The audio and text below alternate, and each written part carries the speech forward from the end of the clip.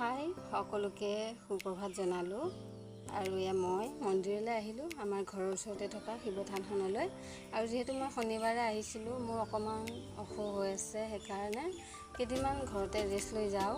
আৰু যিটোহে গৰম দিছে, ঘামি জামি অৱস্থা নাই। গৰমটো মানে একদম সহ্য নহয়, ৰ'দটো মানে বহুত কিবা আৰু গৰম সহ্য নহয়, কেনেকুৱা আৰু ইমান ৰ'দ দিছে। ইফালে বেমাৰো আৰু ইফালে আঙুলিত কি হৈ গৈছে দেখা গৈছে মোৰ। এয়া মানে ভাত খাবই পৰা নাই, ঘৰত আহি চামুচেৰে ভাত খাই আছোঁ। এফালে বেমাৰ, এফালে গৰম, এফালে হাতত এইবোৰ হৈ লৈছে। তাৰপিছতে এনেকৈ চামুচ দি ভাত খাইছোঁ।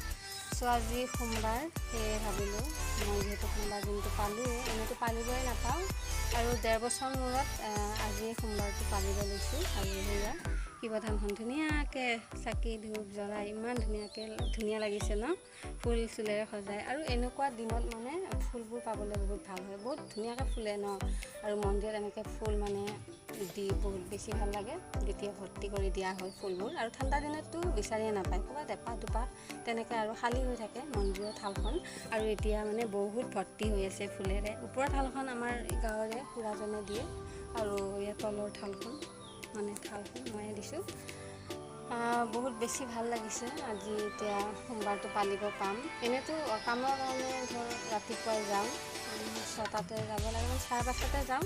6টাৰ পৰা 2টালৈ ডিউটি হয়। তেনেকৈ আৰু কামততো তেনেকৈ পালি কাম কৰিব নোৱাৰি, ইমান কষ্ট কৰিব নোৱাৰি ন। ভগৱানে দায়িত্ব নধৰে বাৰু, দায়িত্ব নধৰিলেই হ'ল, সেয়াই বিচাৰিছোঁ।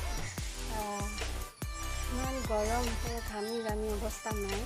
এতিয়া যায় মানে কি খাম নাই, মানে চাহ বনাব দিছোঁ, চাহ খাম, এনেকৈ ফল খাম, দিনটো এনেকৈ পাৰ কৰিম। আৰু ঘৰত আহিও এনেকৈ বইল খাই আছোঁ, মায়ে মগু দালি বনাই দিছে। তাৰপিছত তেনেকৈ আৰু চামুচেৰে খাব লগা হৈছে। কি ক'ব, এয়া জীৱন আৰু মোৰ।